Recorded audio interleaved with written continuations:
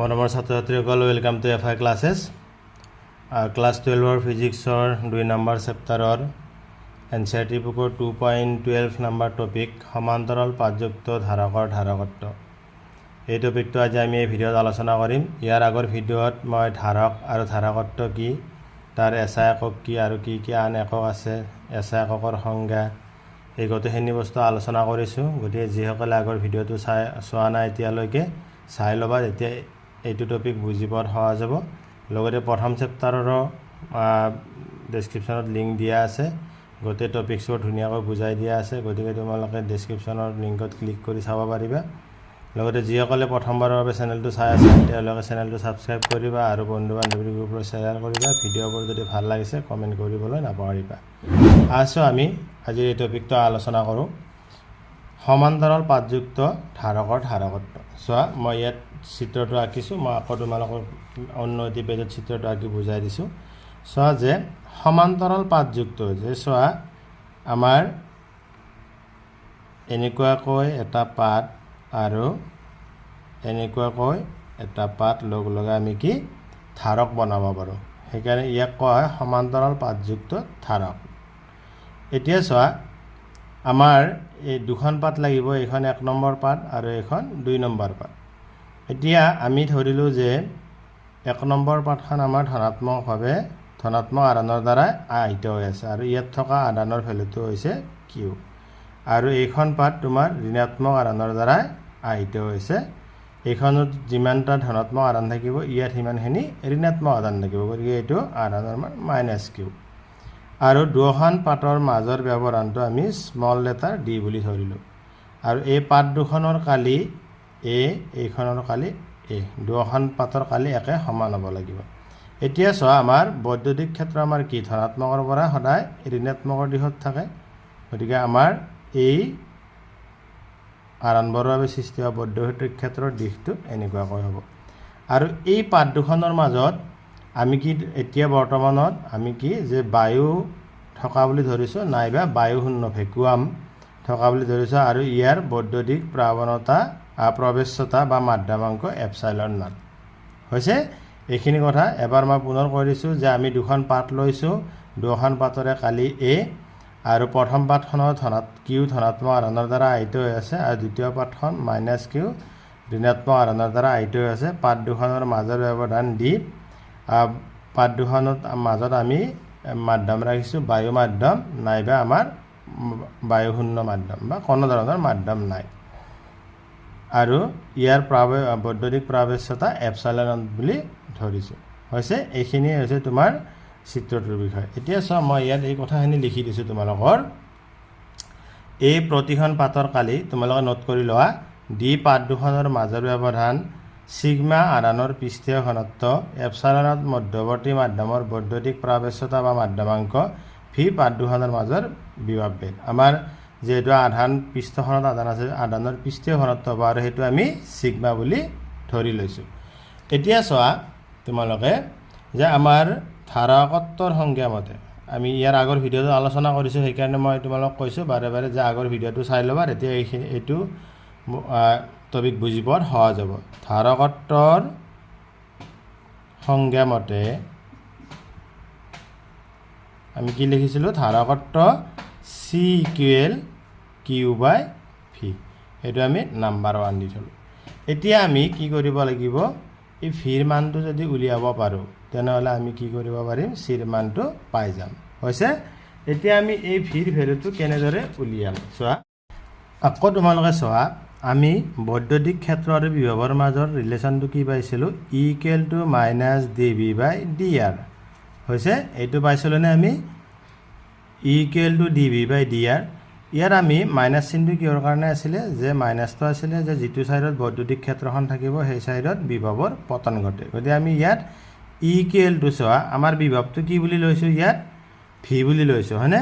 গতিকে V divided বাই আৰু পাঠ দুখনৰ মাজৰ দূৰত্বটো কিমান লৈছোঁ, ডি, গতিকে v/d লিখিব পাৰোঁ। ইয়াৰ পৰা আমি কি উলিয়াব পাৰোঁ, V equal to E into D হৈছে। এই কথাখিনি আমি ইয়াত লিখিম। গতিকে চোৱা ইয়াত আকৌ বিভৱ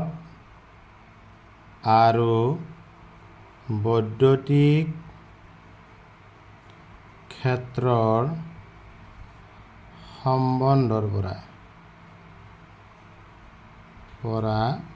পাওঁ কি পাওঁ E equal to V divided by D গতিকে আমি ইয়াত কি লিখিম V equal to E into D হৈ গ'ল এইটো 2 নম্বৰ দিলোঁ এতিয়া তোমালোকে চোৱা আমি যেতিয়া গাউছৰ সূত্ৰ প্ৰয়োগ কৰি এনেকুৱা পাতৰ আমি বৈদ্যুতিক ক্ষেত্ৰৰ মানটো উলিয়াইছিলোঁ তেতিয়া আমি কি পাইছিলোঁ E equal to sigma divided by 2 epsilon naught এইটো পাইছিলোঁ নে এতিয়া আমি এই ৰিলেশ্যনটোৰ পৰা এই ইৰ ভেলুটো লাগিব কাৰণ আমাক এই যেটো মেইন সূত্ৰ ইয়াত ই নাই কিউ আৰু ভি আছে গতিকে আমি ইটো উলিয়াম এতিয়া চোৱা যেহেতু আমাৰ ইয়াত পাত দুখন আছেনে গতিকে আমাৰ কি হ'ব প্ৰথমখন পাতৰ কাৰণে sigma divided by epsilon naught হ'ব আৰু এইখন পাতৰ কাৰণে sigma divided by epsilon naught গতিকে দুটা যোগ কৰি দিলে যিমান হয় সেইখিনি হ'ব তোমাৰ পাত দুখনৰ মুঠ বৈদ্যুতিক ক্ষেত্ৰৰ মান গতিকে আমি ইয়াত কি লিখিম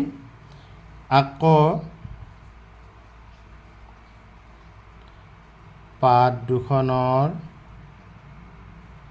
মুঠ বৈদ্যুতিক ক্ষেত্ৰ equal to sigma divided by 2 epsilon naught plus sigma divided by 2 epsilon naught গতিকে ইকুৱেল টু ইয়াৰ পৰা আমি কি পাম 2 এপসাইলন নট লসাগু হ'ল সিগমা প্লাস সিগমা 2 সিগমা হ'ব 2 to cancel গ'ল equal to sigma divided by epsilon naught এতিয়া এই ইৰ ভ্যালুটো আমি 2 নম্বৰ সমীকৰণত বহুৱাই দিম এতেকে সমীকৰণ 2 ইকুৱেল কি লিখিব পাৰো V equal to sigma divided by epsilon naught D এটা পূৰণ হৈ গৈছে গতিকে ডি ইয়াত থাকিব হৈছে এতিয়া আমি কি কৰিম ভিৰ মানটো আমি সমীকৰণ 1ত বহুৱাই দিম ইয়াত লিখিলো মই সমীকৰণ therefore সমীকৰণ 1 ইকুৱেল তোমালোকৰ কি হ'ব c ইকুৱেল টু কি আছিল সমীকৰণ 1ত q বাই v গতিকে c ইকুৱেল টু ভিৰ মানটো আমাৰ কি আহিল sigma D divided by epsilon naught গতিকে এইখিনি যদি আমি সৰল কৰি দিওঁ তেনেহ'লে আমি কি পাম q epsilon naught divided by sigma D হৈছে c ইকুৱেল টু এতিয়া আকৌ চাওঁছো আমাৰ আধানৰ পৃষ্ঠীয় ঘনত্ব সিগমা ইকুৱেল টু কি q ডিভাইডেড বাই a আধান ডিভাইডেড বাই পৃষ্ঠকালি হৈছে গতিকে আমি ইয়াত বহাই দিওঁ c equal to q epsilon naught সিগমাৰ ঠাইত আমি q ডিভাইডেড বাই a বহালো ইনটু d গতিকে c ইকুৱেল টু তোমাৰ কি থাকিব q epsilon naught a divided by q d q cancel গ'ল q কেনসেল গ'লে তোমাৰ c ইকুৱেল টু কি থাকিব epsilon naught a divided by d এইটো হৈছে তোমাৰ সমান্তৰাল ফলি ধাৰক বা সমান্তৰাল পাতযুক্ত ধাৰকৰ ধাৰকত্ব হৈছে ধাৰকত্বৰ প্ৰকাশ ৰাখি এতিয়া ইয়াৰ পৰা আমি দুটা বস্তু গম পালো কি যে এপসাইলন নটটো হৈছে তোমাৰ ধ্ৰুৱক আৰু এতিয়াৰ পৰা a2 আছে ওপৰত আৰু d আছে তলত তাৰ মানে আমি a কি আছিল আমাৰ পাত দুখনৰ কালি আৰু d আছিল তোমাৰ কি পাত দুখনৰ মাজৰ ব্যৱধান আমি ইয়াত এনেকৈ লিখিব পাৰো নে c প্ৰপোৰ্শনেল a আৰু c প্ৰপোৰ্শনেল 1/d তাৰ মানে তোমাৰ পাত দুখনৰ কালি যিমানে বেছি হ'ব সিমানে তোমাৰ ধাৰকত্বৰ মানটো বাঢ়িব আকৌ হিহঁতৰ মাজৰ ব্যৱধানটো যদি বেছি হয় তেনেহ'লে ধাৰকত্বৰ মানটো কি হ'ব কম হ'ব তোমাক পৰীক্ষাত সুধিব পাৰে যে ধাৰকত্ব কি কাৰকৰ ওপৰত নিৰ্ভৰ কৰে তেতিয়া তুমি এই দুটা কাৰণ লিখিব পাৰিবা যে এক নম্বৰ কাৰণ হৈছে যে যদি পাত দুখনৰ কালিৰ ওপৰত নিৰ্ভৰ কৰিব কালি বেছি হ'লে তোমাৰ ধাৰকত্বৰ মানটো বেছি হ'ব আৰু হিহঁতৰ মাজৰ ব্যৱধানৰ ব্যস্তানুপাতিক অৰ্থাৎ যদি হিহঁতৰ মাজৰ ব্যৱধানটো বেছি হয় ধাৰকত্বৰ মানটো কম হ'ব গতিকে এইটো খুব ইম্পৰ্টেণ্ট টপিক হয় তোমালোকৰ পৰীক্ষাত প্ৰিভিয়াছ ইয়াৰৰ কুৱেশ্যন পেপাৰৰ পৰা চালে গম পাবা এই বস্তুটো আহিয়ে থাকে বাৰে বাৰে গতিকে তোমালোকে ভালদৰে নোট কৰি লোৱা বুজি পাইছা চাগে কথাখিনি গতিকে পৰৱৰ্তী ভিডিঅ' তোমাৰ স্ক্ৰীনত চাবৰ বাবে চেনেলটো ছাবস্ক্ৰাইব কৰিবা যিসকলে নতুনকৈ চাই আছা আৰু বন্ধু বান্ধৱী গ্ৰুপত শ্বেয়াৰ কৰি দিবা যাতে তেওঁলোকে এই কথা ভালদৰে বুজি পায় ধন্যবাদ